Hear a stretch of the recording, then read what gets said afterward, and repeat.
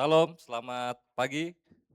Jumpa lagi dalam ibadah pagi lawatan Tuhan. Sebelum kita membaca firman, mari kita berdoa dulu.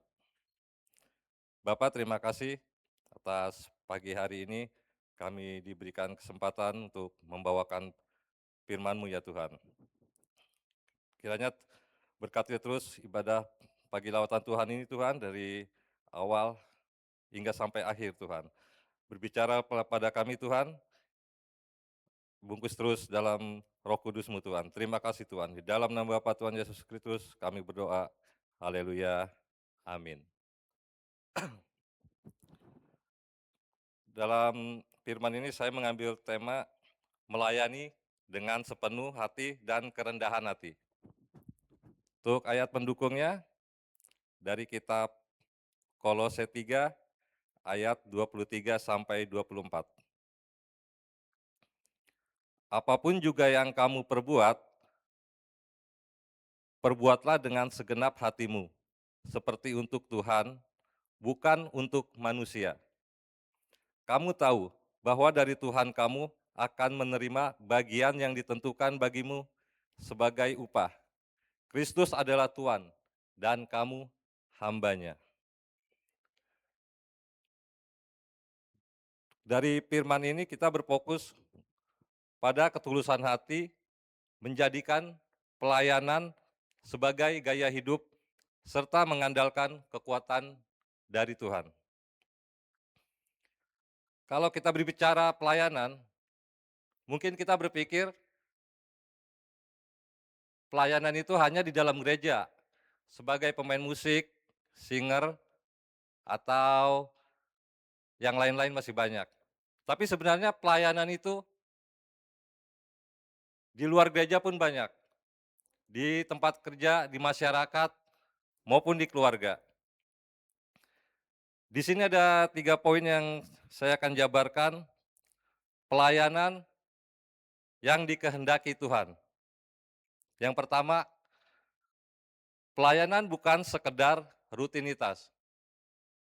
Melayani Tuhan tidak boleh dilakukan secara asal-asalan atau setengah-setengah. Jadi kalau kita pelayanan dapat tugas di gereja, kita itu harus menjalani dengan sukacita, tidak boleh setengah-setengah.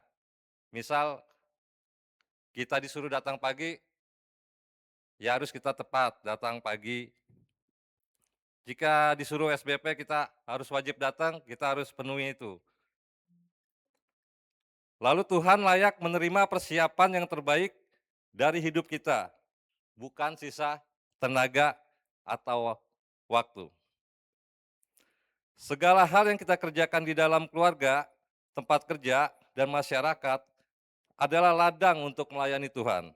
Yang seperti saya bilang dari awal, jadi untuk melayani Tuhan itu tidak hanya di dalam gereja, di masyarakat, keluarga, maupun tempat kerja. Misal di tempat kerja itu bisa membantu pekerjaan yang teman kerja kita belum bisa, kita membantu, itu pelayanan. Di masyarakat dalam bentuk gotong royong atau ronda, ya itu termasuk juga pelayanan. Untuk poin keduanya adalah melayani untuk Tuhan, bukan manusia. Tantangan terbesar dalam pelayanan adalah ketika kita mencari pujian, pengakuan, atau rasa terima kasih dari manusia. Jadi gini, di dalam pelayanan kalau kita hanya mencari pujian dari manusia, itu kita akan mudah kecewa. Jika fokus kita adalah manusia, kita akan mudah kecewa, lelah, dan berhenti ketika hasil kerja kita tidak dihargai.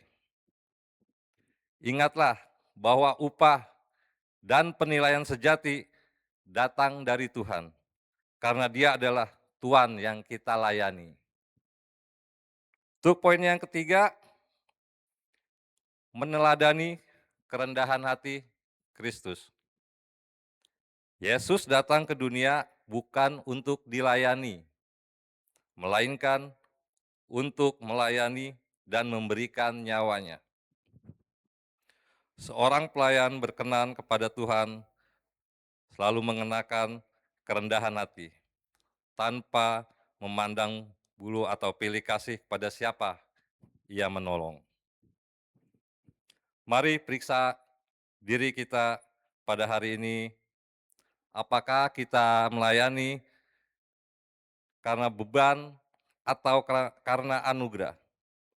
Kiranya setiap kata, pikiran, dan perbuatan kita setiap hari menjadi persembahan pelayanan yang harum dan berkenan di hadapan Allah. Amin. Tuhan Yesus memberkati. Terima kasih Tuhan, pada kesempatan ini kami telah mendengarkan firman yang asal daripada-Mu Tuhan. Kiranya firman ini menjadi pedoman kami dalam kehidupan kami sehari-hari Tuhan. Jadikanlah kami pelayan-Mu Tuhan yang terbaik, yang tulus dan kerendahan hati Tuhan. Terima kasih Tuhan, di dalam nama Bapa Tuhan Yesus Kristus kami berdoa, haleluya, amin.